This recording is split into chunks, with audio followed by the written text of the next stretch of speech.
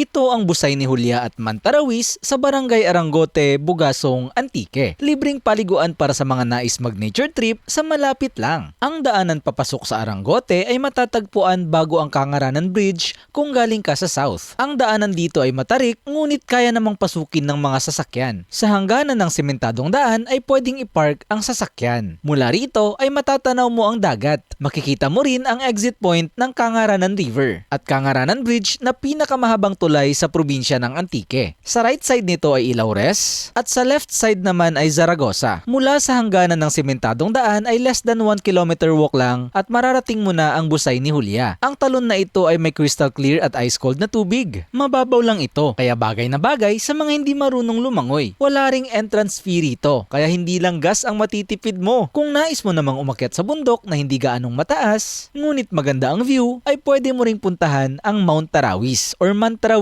And just like sa Busay ni Julia, wala rin kailangang bayaran dito. At ang view ay breathtaking at walang obstructions. Nakailang balik na rin ako sa lugar na ito at hindi ako magsasawang bumalik dito. Ideal ang lugar na ito para sa mga quick nature trip. Bukod sa malapit na, libre pa. San ka pa? Kaya yayain ang pamilya o barkada at sa Arangote ay mag quick nature trip and rides na. Share ko lang. Bye-bye. Salamat!